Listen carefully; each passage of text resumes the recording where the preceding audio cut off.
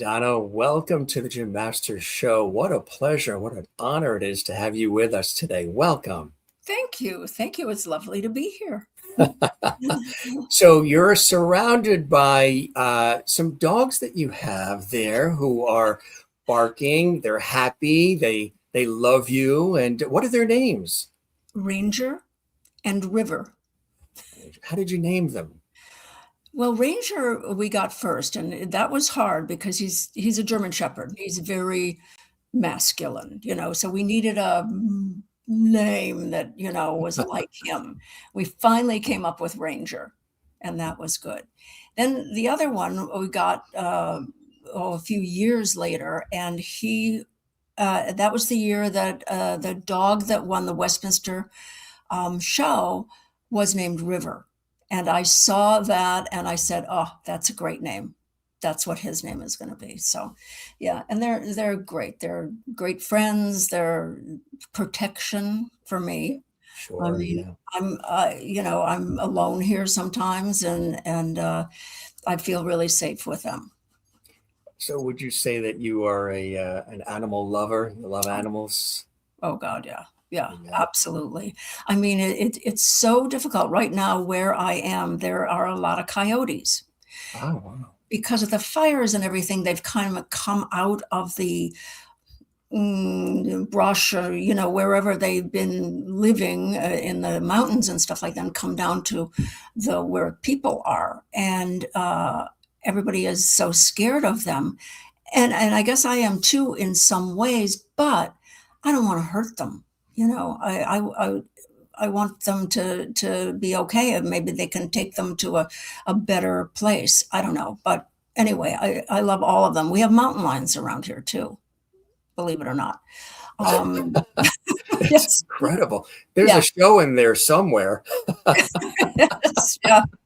It's wild, but I love them all. I don't want to see any of them get hurt. It just Right. breaks my heart when I see those ads on television for dogs that are starving and need homes and all that. It just breaks my heart. Those are tough, right? When they come on in the evening, you're kind of like, gee, get the wallet out. I know it's such a beautiful thing. And you and I were chatting before we went on the air. We're here on the East Coast in the New York area. You're there on the West Coast, but both ocean lovers. You love the ocean too, right? Yeah, I do. I do. My daughter now lives near the ocean, so I go out to visit them a lot. So I get to go to the beach a lot, which is nice. I don't live that far from the beach, but generally don't go all the time. But now I go more often because it's lovely. There's something about the ocean that's just energizing. It's very grounding. You're right. It's very grounding and centering. And I told a lot of people during the craziness of the pandemic, when it seems like everything is coming apart, just go out to nature, go out to the ocean where the tide, still comes in and out, and the sun rises and the sun sets, and it'll center things for you. So, yeah, but Nature. you're a nature, right? Nature is, we should all be more aware of it and more protective of it. Now, you're originally a Midwest girl, Chicago, and have the roots there as well. Do you still have family in the Midwest, in the area, Donna? No, I don't actually. I haven't been in Chicago for many years. My brother and his family moved to Colorado. So I go to Colorado a lot. They're in like Fort Collins, Loveland, around there. And so I haven't been to Chicago in a long time. I remember it fondly from when I grew up there, but I don't fondly remember the winters. That might be a good thing. Yeah. But you made your mark there growing up in Chicago. You were double promoted at Garvey Elementary and graduated from Taft High School at an early age, having sort of that sharp, fast track start in life. Did you always possess this intense drive to succeed? And did that develop once you found the arts? What instilled this in you, this passion for it early, Donna? It's interesting. That's a very deep question. Um, I have always been ambitious, and I think ambition is what drives you to stay young, keep achieving things. And I guess I had that even then because I started as a dancer. I started dance classes when I was 5 years old, and to be a dancer takes a lot of discipline.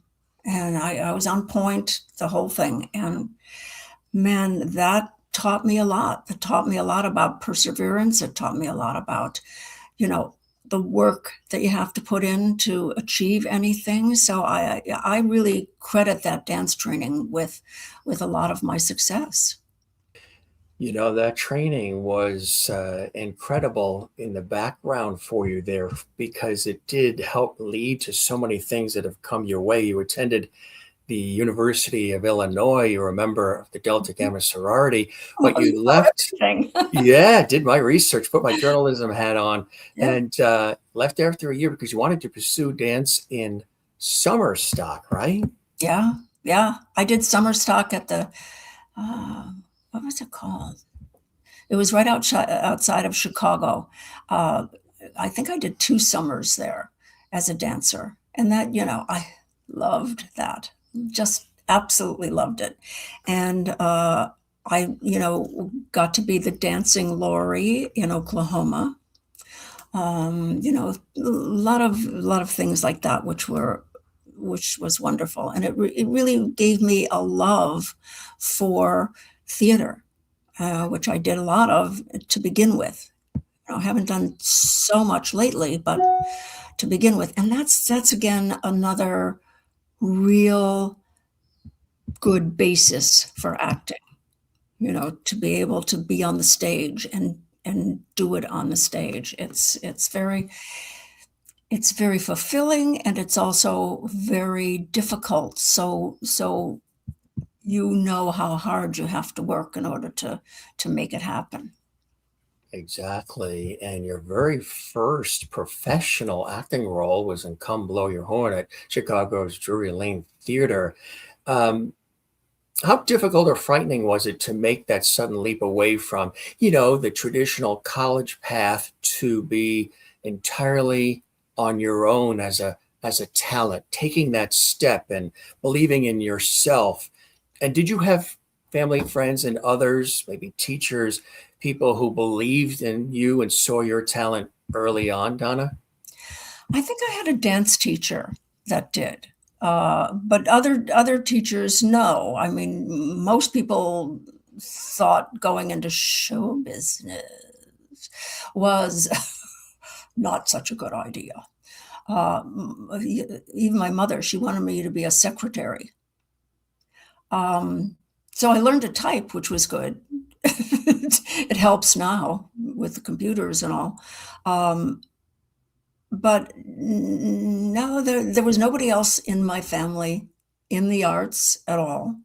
Um, so it was just my, you know, inner self that was saying, this is what you want to do. This is what you want to pursue. And I learned early on that you have to really work on it, and you have to be able to take rejection. That's kind of the hard part, and where a lot of people go, oh, no, I can't do this anymore. I can't get turned down again and again and again. But you have to. Everybody in show business has been turned down many times. It's part of it, right? Exactly. And have to learn to absorb it and not necessarily take it personally and constructive criticism and all. And Yeah. um, you've done it for such a long time, and you have inspired so many others. Were there folks early on when you were, growing up in the Midwest and then looking at Hollywood or possibly New York as well? Were there those who inspired you, people that you looked up to? Gee, I would love to do that too. I would love to find a way to break in as you were coming up the ranks, Donna. To tell you the truth, I didn't know anybody in show business who had already, was already performing or on a show or anything like that. I didn't know anybody. So it was basically my dance teacher back then, who just inspired me. And then there was a boy who was a dancer also, who we danced together a lot. We were in class constantly together. And the really wonderful thing is he's still around. He lives in Palm Springs, and in I think it's December, we're doing a kind of a reunion kind of show at the Plaza down there. They're opening the Plaza Theater again, which hasn't been open for a while. And he and I will get to perform together again. And that is like, wow.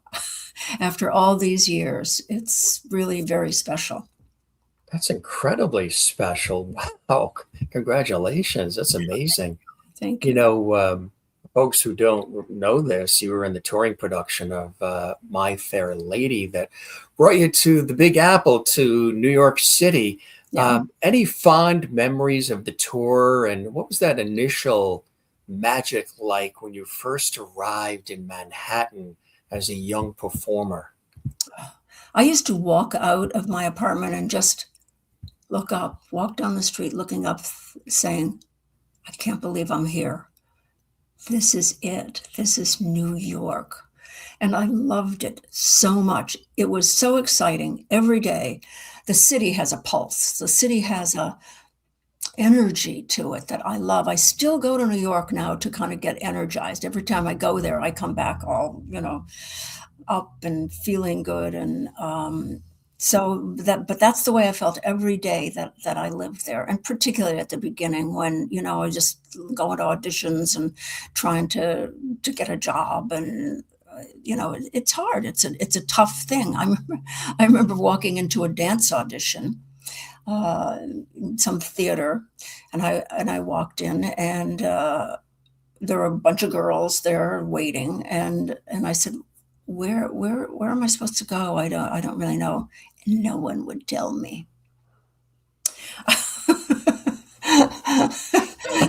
They didn't want any more competition than was already there. So Right, exactly. And that's what they sounded like when nobody would tell me. yes, yeah. It's amazing. So you learned early on, what it takes and what it's like. And you get that sort of grit and stamina and resilience, being in New York and being surrounded by all of the excitement of it all, which Yeah. again, I'm sure you soaked right up.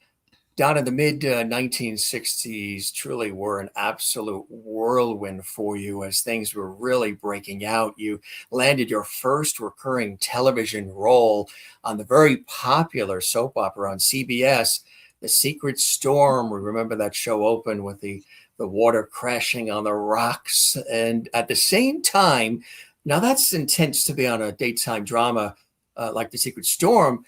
You were doing double duty because you also appeared on Broadway in the Woody Allen comedy, Don't Drink the Water. Right. So doing daytime television, Broadway in the evening, how did you handle the intense, contrast doing the daytime TV in the day, and then of course that high energy stage comedy at night? What was the secret? And did you get any sleep? The stage comedy wasn't too hard for me because the role I had was the wife of the Sultan. And I had no lines. I was only in like 2 scenes, and I was covered from head to foot with I don't know what they call those dresses, but then also a mask kind of thing. And I had no lines. So I just came and stood out there for however long the scene was, and then I'd walk off again. And so it really didn't take a lot of energy. I didn't have a problem with it at all. I was just happy to be working. They say that if you can survive a daytime drama, the soap opera, is just the intensity of all the scripts and sometimes shooting, an episode or two in a day because it's 5 days a week and it's every day. you have really honed your chops. And would you say that being on The Secret Storm and also Love is a Many Splendored Thing, which Right. those were airing in our house, A Secret Storm and Love is a Many Splendored Thing. Would you say that really honed your acting chops along the way as well? Oh, absolutely. There's a You are picture in of Love is a Leslie, Many Splendored Thing. Yeah, wow. my dear, dear friend Leslie. Yeah. Mm, Um, yeah, it was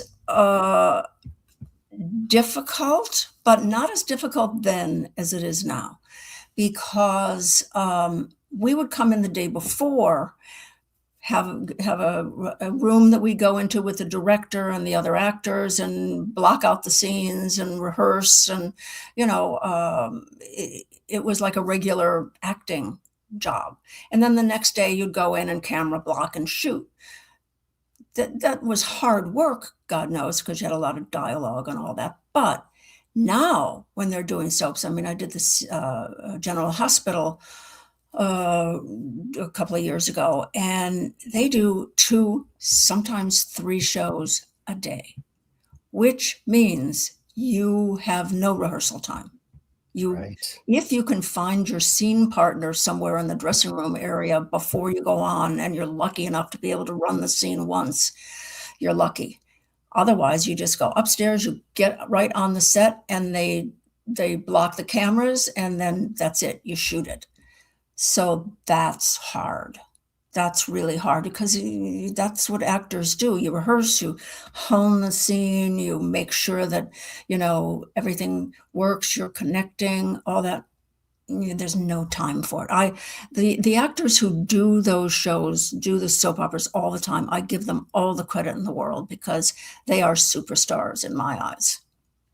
They really, really are. And again, some of them have been on the shows for decades. You have GH that's still going, Days of Our Lives, Young and the Restless, Bold and the Beautiful. We had Sean Kanan on, who's been on Bold and Beautiful for like 20 years. It's really amazing. Back in '67, you made your official film debut in The Incident. Remember that, alongside some incredible people in the ensemble, Bob Bridges, Martin Sheen, and the one and only, here's Johnny, Ed McMahon, too. Right. It was a gritty and intense movie. What do you remember about sort of stepping into the major feature film, on set with these veterans and this sort of grouping of heavy caliber actors? I do remember that it was really a wonderful experience. The director, Larry Pierce, was a terrific guy. And, everybody worked as an ensemble, because we were all in this subway car the whole movie. You didn't go outside that subway car. It's a subway car that got stuck. So, you had all these people every day, and what happened was, whoever was producing ran out of money, and they had to shut down the production. And Larry came to all us actors and said, I'm going to go to California, because this was shot in New York. I'm going to go to California, try and get some more money, and so we can continue. But I just have to ask you if you can, stay available, and we'll pick up where we left off if I get the money. Every single actor stayed, and, was there when he came back and could finish the movie. Every single actor. So that was really nice, and a testament to the actors, a testament to our love of ensemble, because that's the way we felt. We were an ensemble. Absolutely. And what an incredible one, too. And through the 1970s, as your star continued to rise, Donna, and it's still rising today, because you're always taking on new projects and new things, and some exciting things we'll talk about, too, in just a second. But through the 70s, you became one of the most recognizable faces on television. But before that, in '71, you had that star-making turn as Toby Williams, Clint Eastwood's girlfriend, in the iconic cult thriller Play Misty for Me, which, if anybody didn't see it, the film essentially invented the modern psychological stalker genre. Now, did you and Clint realize during filming that you were creating this sort of brand new blueprint for Hollywood cinema? Well, you know what? He might have because he was directing, it was his first directorial effort, and he did such a good job. He's a really, really good director, as everybody knows by now. But at that time, it was his first movie. So everybody wasn't sure how efficient he was going to be and everything. He brought the movie in under budget and under time. So that was really special for him. And it was I was so lucky. I don't usually say that I'm lucky. I say that I'm fortunate, but that was lucky, because I don't know if you've heard the story about how I got the role. Tell us about that. It's fascinating. Yeah. Yeah, I was just finishing Love is a Many Splendid Thing in New York, and I was intending to go out to California to pursue, more, but it hadn't happened yet. And then I get a call from my agent saying, you got this movie with Clint Eastwood. I was like, really? How did I do that? And they said, well, Clint ran into Burt Reynolds in a bar one night and said, I'm looking for a girl for this movie that I'm doing. I can't find anybody that I think is just right. And Burt said, well, I just worked with this girl from New York. Maybe you'd like her. Showed him the dailies. And Clint hired me right from that. So that was like on a Thursday. On the next Monday, I was on the set in Carmel. Wow. When things happen, sometimes they move, at a rapid pace as things, especially during the 70s, because as I mentioned earlier, you became one of the most recognizable and beloved faces on television, starring in almost every top-rated hit, from the $6 Million Man to Hawaii Five-O, The Love Boat and Chips, the FBI Quincy policewoman, even Fantasy Island as well. God, you remember more than I do. Right. It's like being a hired gun actress and then jumping from set to set, completely different genres every single week. What was that like? It must have been exciting. The phone would ring, and there wasn't really email or anything like that back then. It's just the phone would ring. Hey, there's this new show, or we want you to be a part of this show. That must have been exciting for you. It was. It was wonderful. It was a great time. I loved it. And I loved doing all those different roles. But after a while, I got to see a pattern that I didn't like, which was that I was playing victims, because I was always the goody two-shoes, the sweet little blonde, from the Midwest. And I didn't like that, because I didn't like women always being portrayed as victims. And so I went to my agents and I said, you got to get me a different kind of role, not the same, goody two-shoes every time. And then this role on Knots Landing came up, and I saw it. I was in his office and I saw the breakdown. I said, that's the role. That's the one I want. And he called them up and they said, oh, well, we know Donna. We don't have to, she doesn't have to come in and audition. We'll consider her. And I knew they wouldn't, because they didn't think that I had what it took to do Abby. I'd never had to show that before. So anyway, he finally convinced them to let me come in and audition, read for the role, which I did. And then an hour after I left the audition, they called and said, you got the role.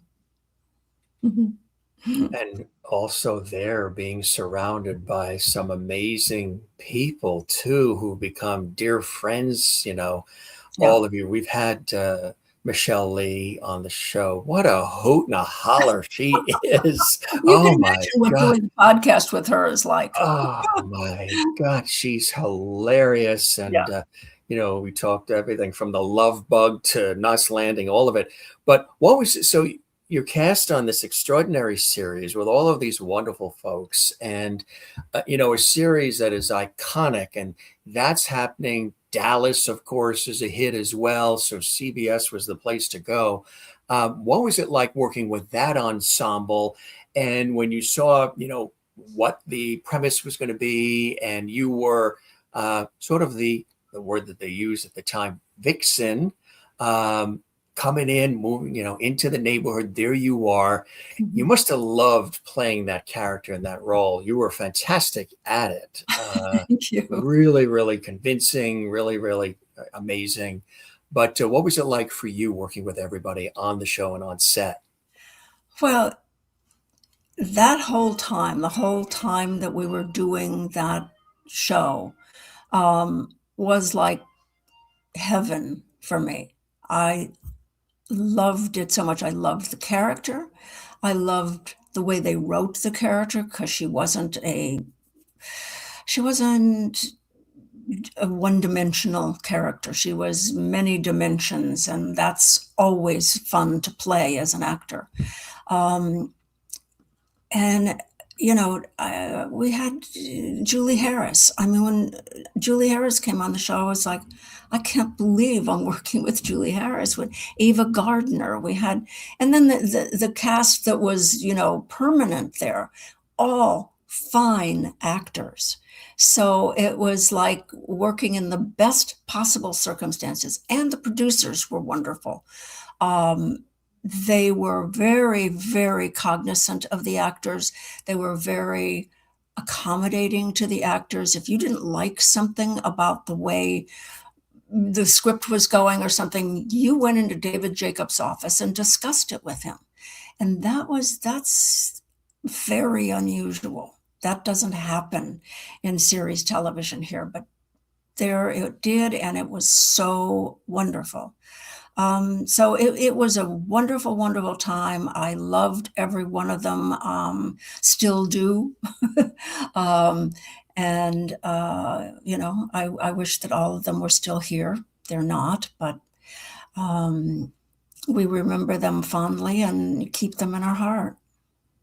It's beautiful too, Donna, the way that you took on that particular role of Abby Cunningham. You were really one of the strongest and most fascinating characters in pop history as Abby, because you gave her intelligence, wit, grace, and style. Was that conscious? If so, how did you consciously ensure that Abby stayed sophisticated, brilliant, rather than falling into that simple, the one-dimensional soap opera cliche that is often out there? You added a panache to the Abby character, which really clicked with people. Yeah. That was partly me, but it was partly David Jacobs also.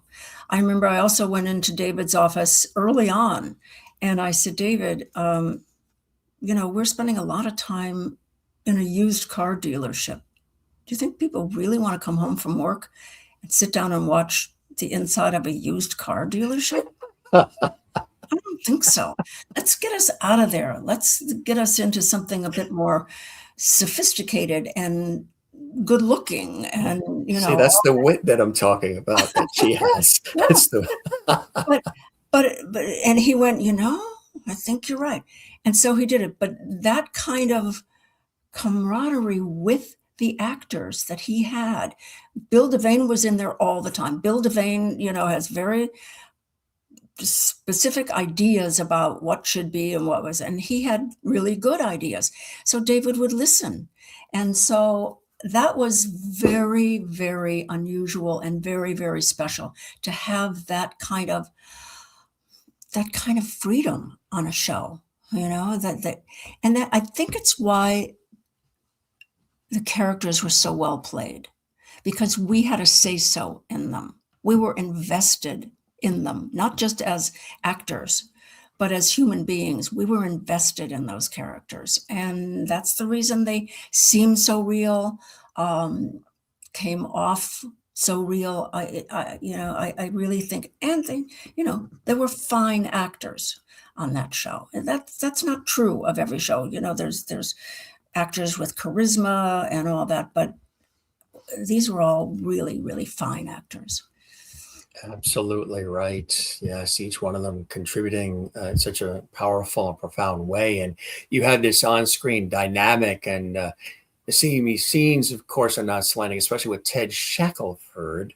They're Mhm. legendary, these scenes. How did you and Ted sort of approach building that intense, playful chemistry while navigating the fast-paced weekly grind of a primetime serial?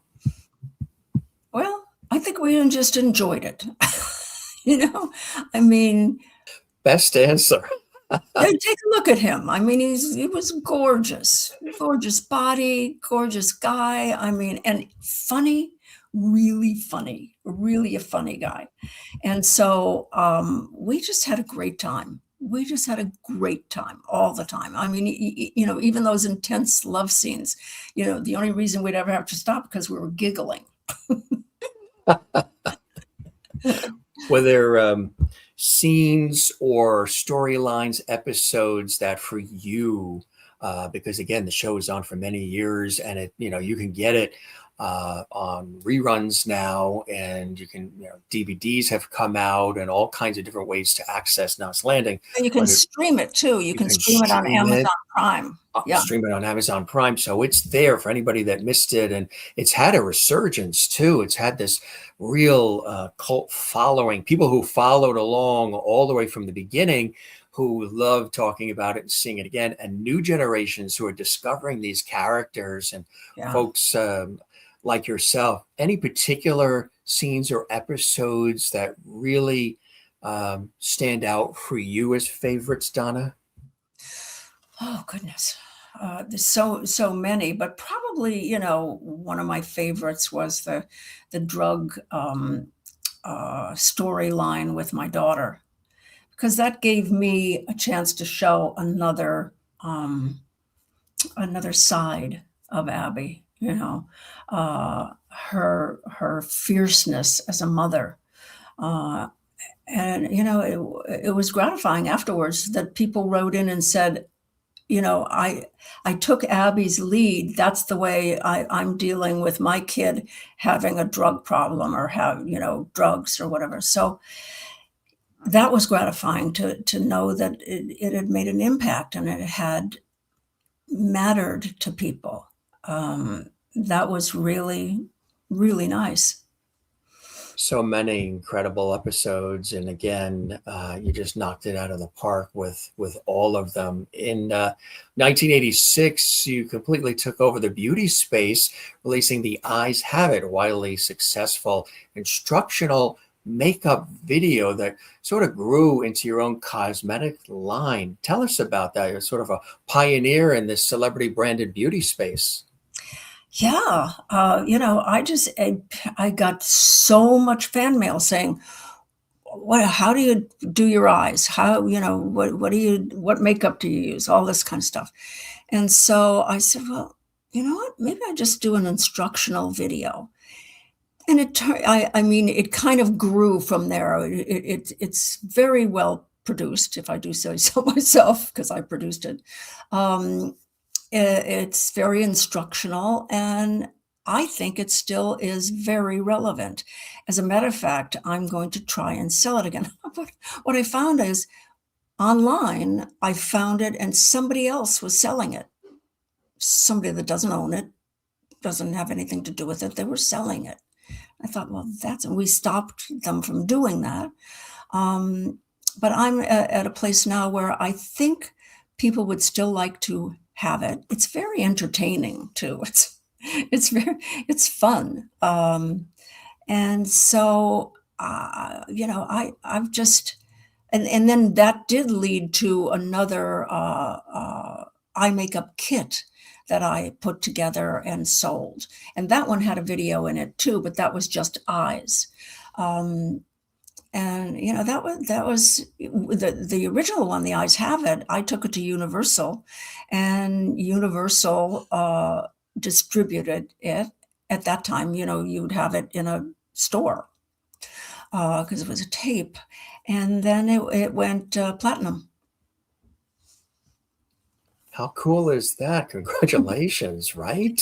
Thank you. Yeah, people fascinated when they see their stars on television and in film or on stage, and how do they do what they do? How do they create the look? How do they create the aura? And you've been always very warm and inviting and open about it, sharing it with people too, which I think is fantastic. Matter of fact, you became an executive producer too, because after Knots Landing, you did something that was incredibly rare, especially for women in the 1980s. You launched your own production company, and you executive produced and starred in the hard-hitting TV movies, tackling major social issues too, like False Arrest, In My Daughter's Name, Dangerous Intentions, The Stepford Husbands, Ladies of the House.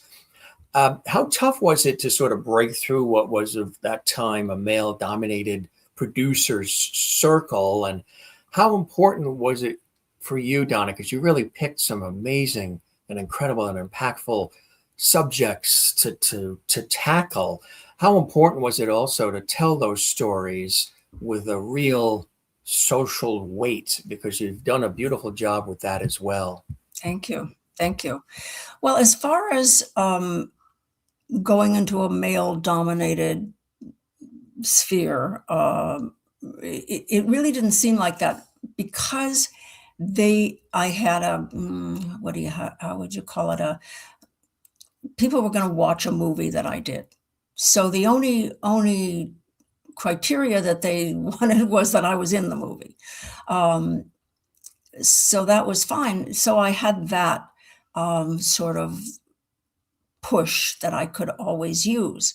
And I saw so many things that needed, I didn't get to do them all. I had another story that I wanted to tell about eating disorders. How young women, particularly, we went to facilities where they treated mostly girls like that, Right. and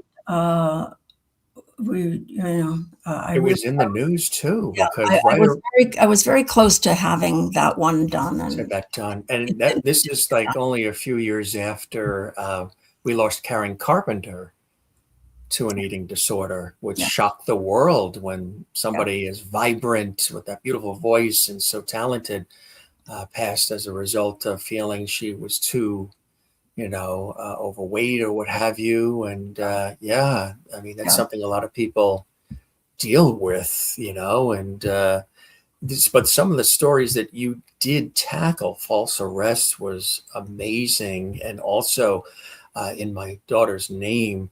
Tell us about this one. This was very intense and very impactful as well, Donna. Yeah, that one, but the other one is Runaway Father. That was the first one that Oh, I yes, Runaway Father. Yeah, Yes, and that was a true story, yes. about a woman who, uh, the father had I think she had 2 or 3 kids, and he just walked out on her and left her with nothing, and she went after him after a number of years and got him. So, those were stories that I wanted to tell. Like I said, early on in my career, I played victims, and I didn't like that. I didn't like the woman always being a victim. I wanted to show women succeeding, doing good things and succeeding, because that happens a lot. But unless it's portrayed on television or in movies, it doesn't have the impact that it should. So that was the reason I wanted to do In My Daughter's Name was about my daughter had gotten killed by someone, and then I went after the guy Hmm. and shot him. Took care of it. Yeah. Mhm. Not that I'm advocating I that, was going to say, but but that's what happened. that's what happened exactly. Yeah, Along the way of all these beautiful things that have happened to you, and it doesn't come as easily as it looks. You've worked very, very hard. You have this tenacity. You have this wonderful way about you. People want to work with you. They love knowing more about you.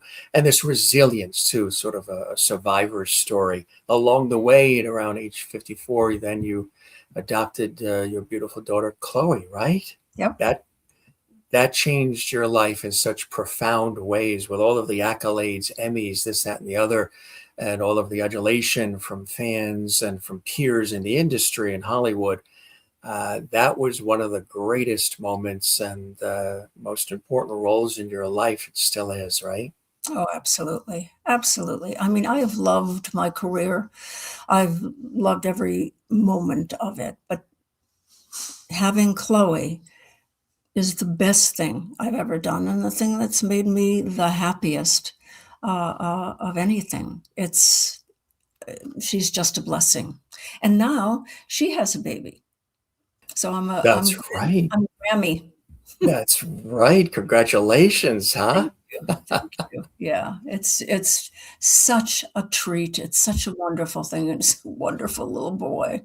And so I decided to do it very late in life. It never felt like I was struggling to, keep up or some people said, "We're gonna have a little toddler running around. You're gonna be old."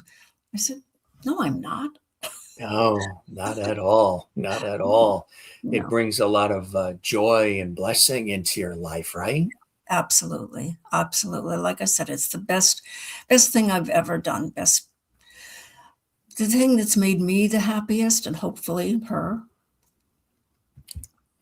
Absolutely. How old is he now? He's a year and a half. Do you see any acting chops developing there? Is he a personality?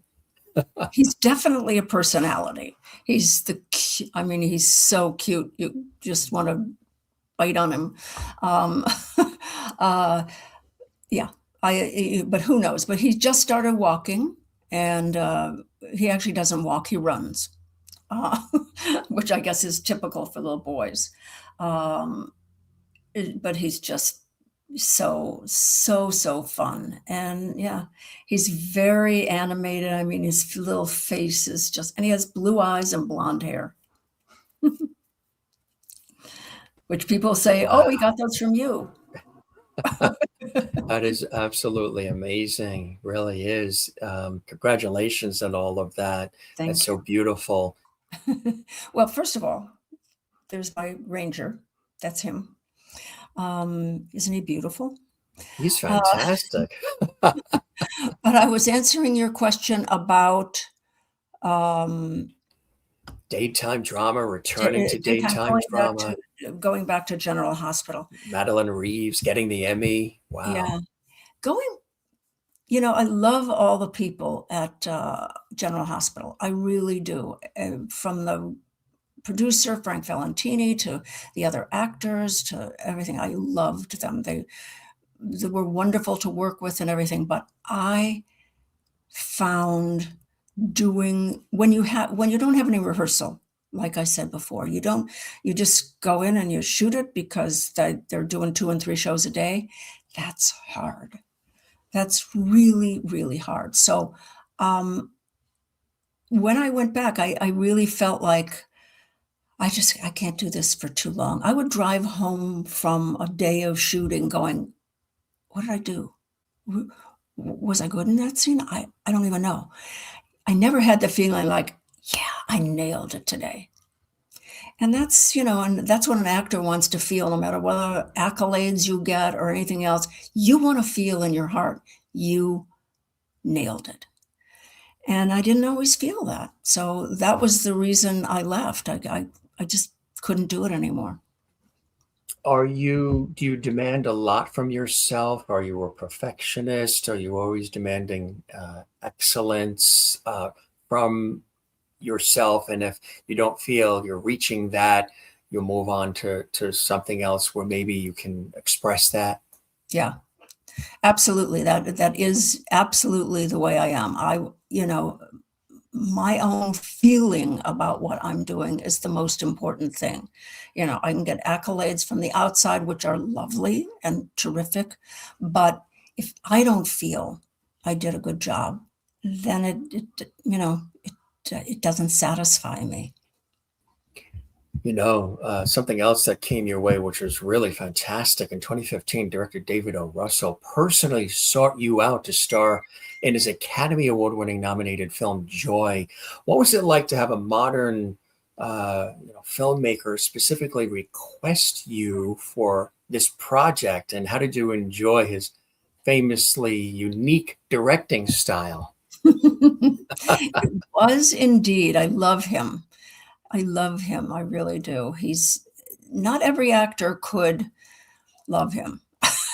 Not every actor could enjoy his kind of directing.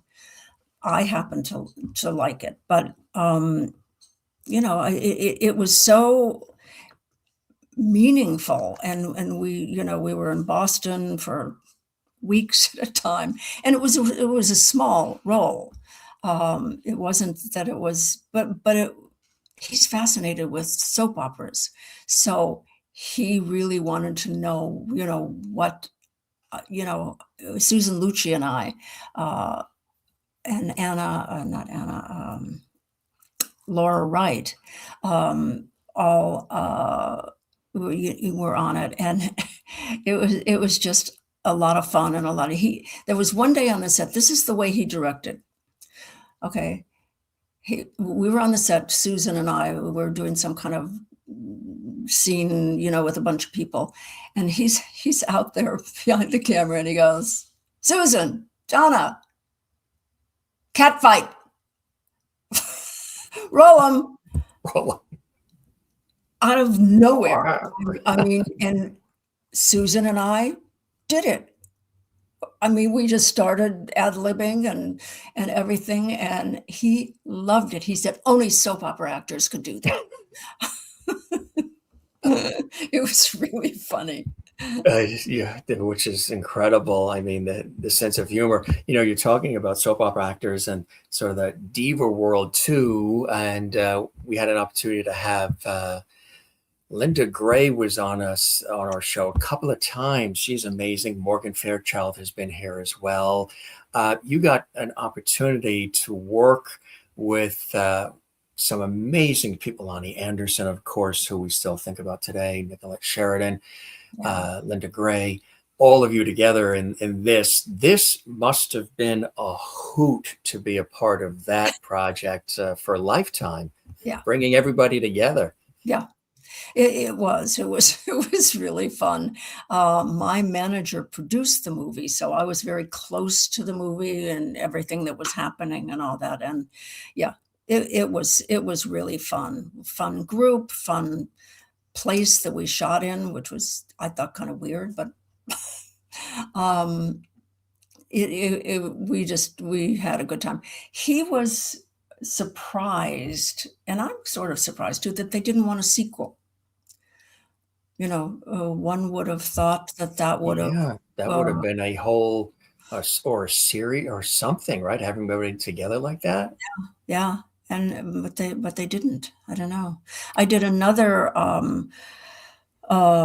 series for Lifetime also called the Dawn Cutler series, and that was the meanest character I've ever played. She was. You loved every second of it, didn't you? Yeah, it was fun. It really was. Any fond memories of Lonnie Anderson while you were with her on that? Good Lord, I loved her. And I never really met her before doing that movie. I mean, all the time we were in Hollywood together, and Right. We might have passed each other at an event or something. I don't know, but I never had really met her, never knew her. And she was the sweetest person, the sweetest. And when we were doing the movie, she had already had breast cancer and was still recovering. So this was a major thing for her to be able to do. And her husband was there with her every day, helping her, up and down the stairs and stuff like that. And in the movie, you'd never know there was anything wrong with her. She was just bubbly and wonderful.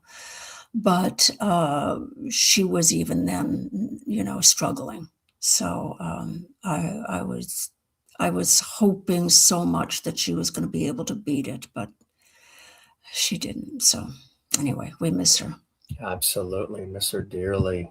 In addition to your extraordinary and revered career in Hollywood, outside of show business, you've dedicated, Donna, so much of your life to crucial causes as well. And when you look at the world today, do you see sort of an intersection between celebrity influence and these meaningful social change projects that you believe in? That's a good question, but I I don't. It seems to me that it's getting less and less.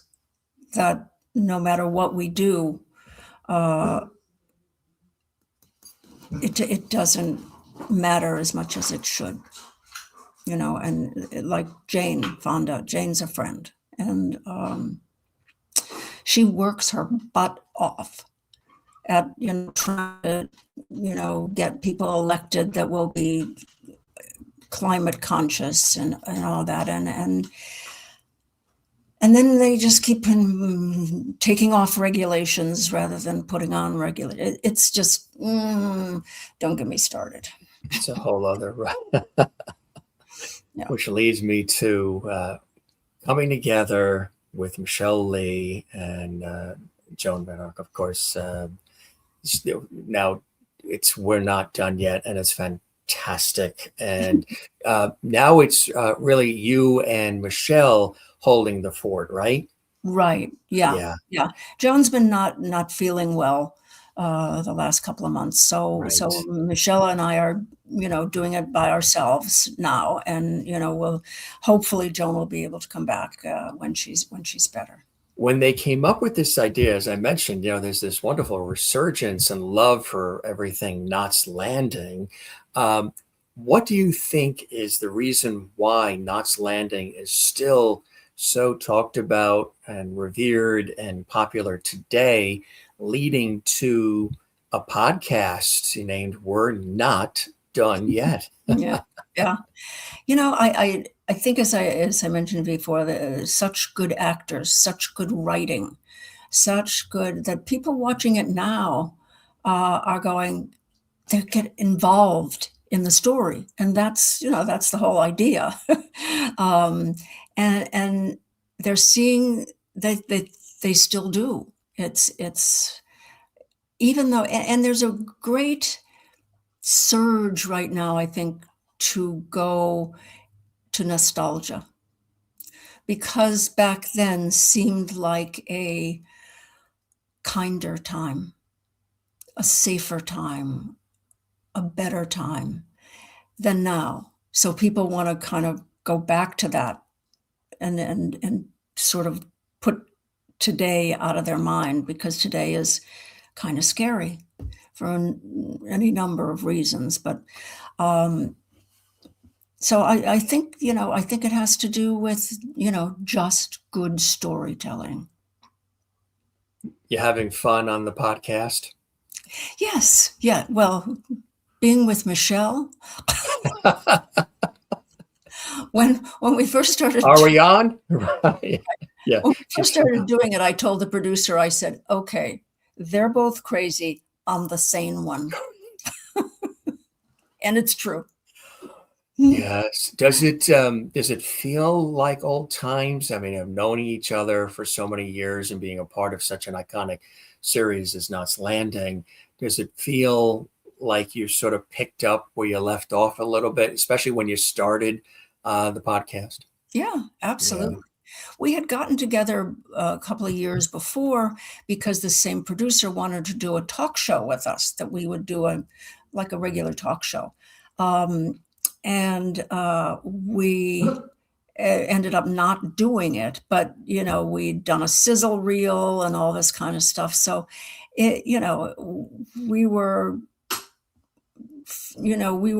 felt like a unit.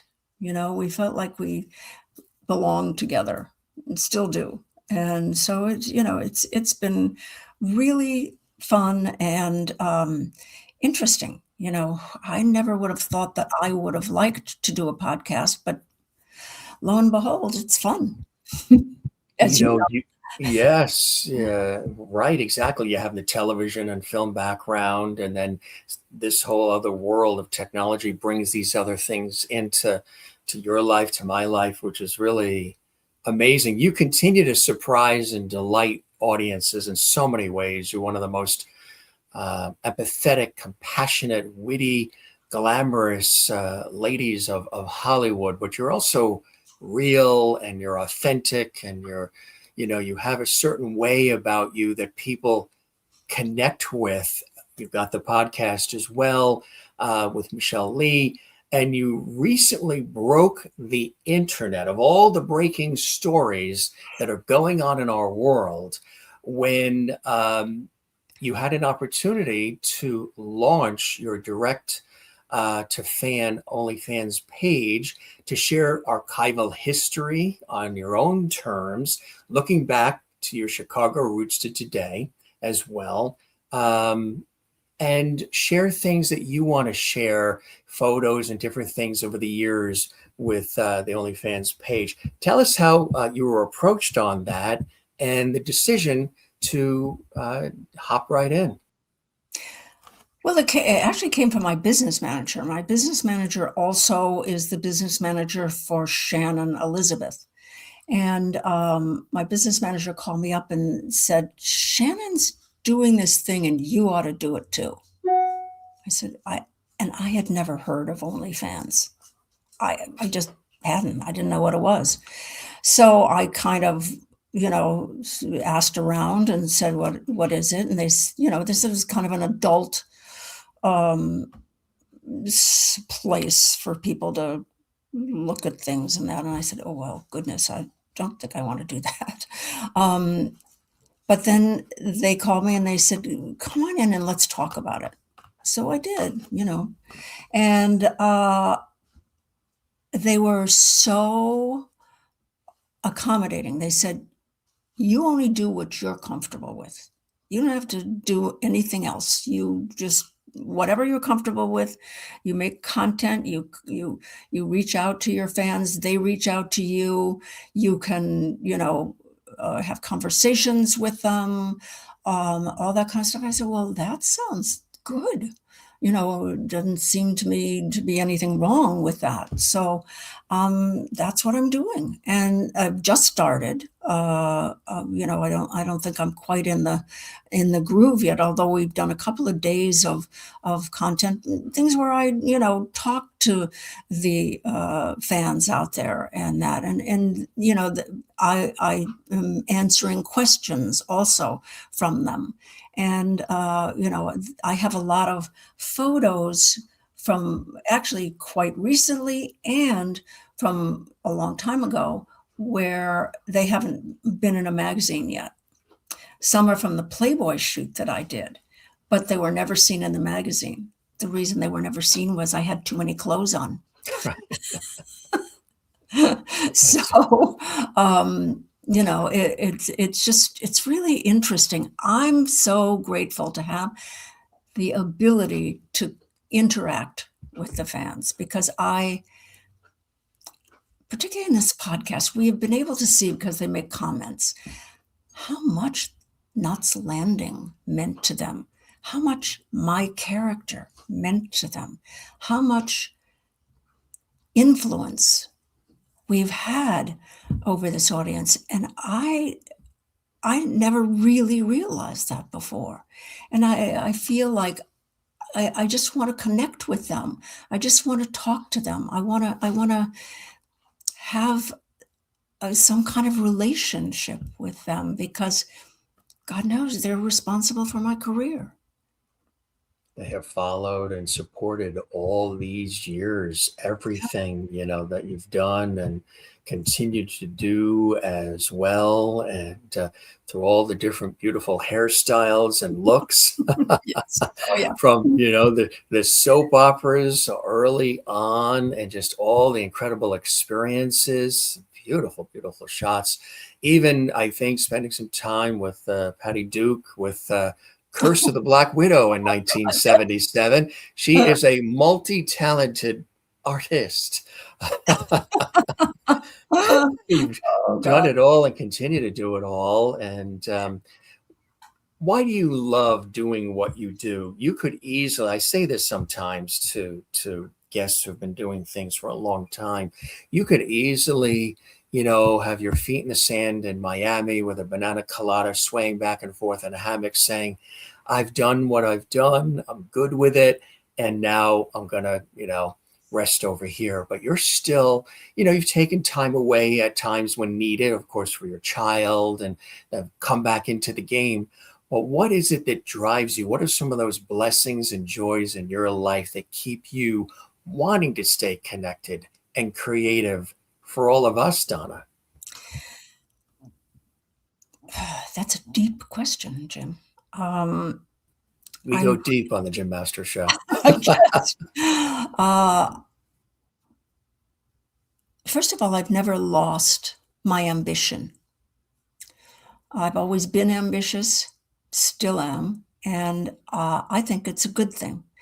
It keeps you curious. It keeps you wanting to move forward. When people get older, sometimes they forget about that. They stop wanting to learn. They stop wanting to do.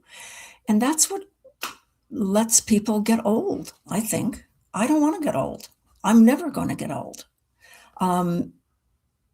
Because I want to just keep moving forward. And I guess that's what, people out there are shocked that I'd be doing OnlyFans at 85. But I say, why not? 85 is a new 85. It's not what it used to be. It used to be kind of the gateway to being done. I'm not done. She's not done yet, folks. Absolutely. I think a lot of jaws dropped to the floor when you said the 85. They're like, there's no way. Do you have a certain fitness regimen? You've always taken good care of yourself, but is there a few things you do that are part of your routine? Well, I do. Yes, I do. And it comes from my ballet training, which, I said was very disciplined. And that discipline has really been important in my life. I do a lot of stretching, a lot. I mean, I did something the other day and I put my foot up on my ballet bar and they went, holy cow, you can do that? Yeah. And I do a lot of sit-ups. I do 100 sit-ups a day, 50 leg lifts. I do some weight things for my thighs. I'm fortunate in that my health has stayed good. But I think one of the reasons my health has stayed good is because I do keep moving. I do keep doing. I've always tried to eat in a reasonable manner. Um, and and the mental idea that I'm curious. I want to keep moving forward. I want to keep learning. I want to learn more stuff. I'm not. I don't. There's so many things I don't know about that I want to learn. So that keeps me moving. It's beautifully said. And you have been and you continue to as you grace us with your beauty and wit and wisdom, beauty inside and out, and really extraordinary having an opportunity to chat with you and sort of bring our viewers down memory lane, but also talk about some new projects and new things that you're excited about. Is there anything else you're excited about, or anything else? You've tackled so many incredible things over the many 50 plus years in this industry, Donna. Is there anything else still out there that you would love to do? I know coming on the Jim Masters show is also part of the pinnacle for you, and we That was the appreciate top of that. my list, actually. Being Yeah, on the Jim Masters yeah, show, right? yeah, Believe absolutely. me, vice versa. So right there, right back at you. But is there any other things as you talk about this curiosity and creativity that you want to do? there's some travel. I've traveled a lot in my Yeah. life.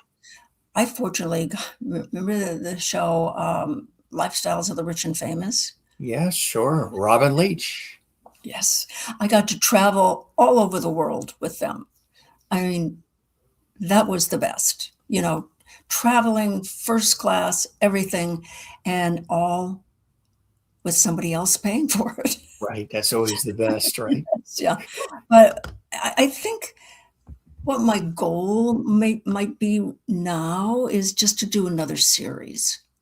I'd like to, there's 100 things I want to learn more about. I want to learn more about politics. I want to learn more about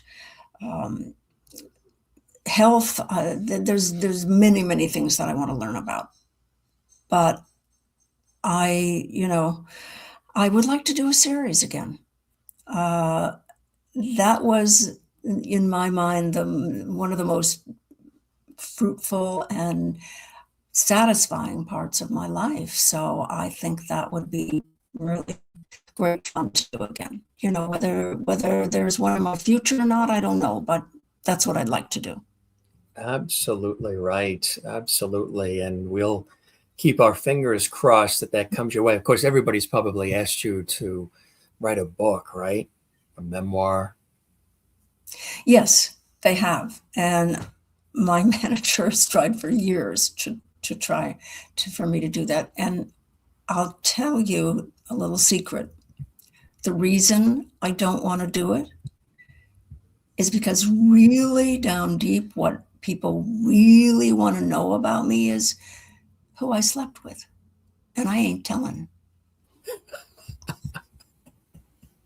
You heard it here, folks. She tells enough about herself. She doesn't have to tell everything, right? She may give you her meatloaf recipe, but that's about it. Exactly. Folks can go to donnamills.com for everything Donna Mills. It's a fantastic website. We've been perusing it. Very interactive, lots of beautiful photos over the years and stories, and it's just a wonderful place to go and to visit. And of course, everybody, if you enjoyed this episode, certainly let us know on the Jim Master Show Celebrity Conversations. Really an amazing conversation, and we're going to keep the porch light on for you, even if you just want to pop on for 15 minutes and update us on something. You have a wonderful new home here, Donna, and I applaud you for the excellence and everything that you do. You really are a Hollywood star, but even more than that, your star shines even if the glamour and glitz of Hollywood wasn't there. And I know one thing that you've always said, and some of our guests have said too, because it's an intense industry that this all is. If you are wanting to be an actor, actress, what have you, want to go into the industry, you really have to want it, right? If half of you wants to do it, but the other half wants to be an accountant, might be better to be an accountant, because it's not as easy as it's made to look. No. And I tell young people who want, if you want to be an actor, if you have a passion for acting, if you've done it in a high school play or whatever, or you've seen it and you want to be an actor, that's why you should do it. Don't do it because you want to be a star. That's not the goal. The goal is to be a good actor. Whatever happens from that happens. But if you love the craft of acting, then that's what you should do. Has Dancing with the Stars ever knocked on the door? Do you know I did an interview with Derek Howe? With your dancing background and everything too? Here's the strange thing. And I told him this too. And my agents and managers and everything have tried to sell me to them for years. They didn't want me. What? What are they, crazy? I don't know. Somebody there doesn't like me. I don't know who. I don't know why, but they don't. So, yeah. Well, never say never. You never know what happens, right? We'll be right there rooting for you. Front center. Hey, a dear friend of ours, Florence Henderson, Oh, yes. was on it, and you've worked with her too. She was magic too, wasn't she? Oh, A I beautiful loved person. her. I loved her so much. Yeah. We all did. And we love you too, Donna Mills. Thank you so much for the generosity of time and your wit and wisdom. And congratulations on everything. Really a blessing and an honor to have you here on the Jim Masters Show. And I hope you will consider coming back and that you enjoyed the time with me as much as I absolutely have with you. I have absolutely enjoyed the time, and you're just a love, and you're a wonderful interviewer. And yeah, I'll come back. I'd love to. You've been talking to my mother again, huh? Yep. That's it. We love you, Donna Mills. We'll look for you here, there, and everywhere. Congratulations on everything. And again, folks, you can go to her website, donnamills.com, for everything Donna Mills. She's been with us all these years, and she's not done yet. Right. Donna, thanks for the time. You be well, and congratulations on everything. Best to you and the family. Thank you so much. It's been a pleasure. As well here. Take care. Bye-bye now. The incomparable Hollywood legend, acclaimed Emmy-winning actress and producer, the one and only Donna Mills, joining us here on the Jim Masters Show Celebrity Conversations series. Got a chance to go down memory lane. She was very generous with that, but also at the same time, she talked about some new projects as well. And you also got a chance to hear a little bit more about her life, how she got started, the people that she's worked with, the productions she's been a part of, the things that she's passionate about and she believes in as well. Got a chance to see one of her dogs in the background too.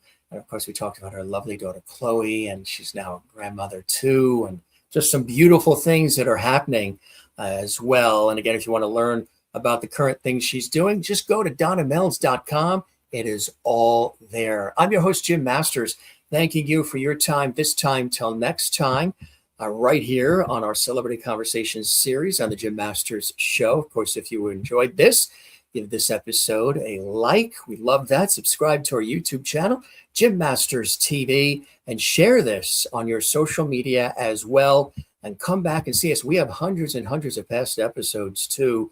If you want to see when Michelle Lee was on, Linda Gray's been here a couple of times.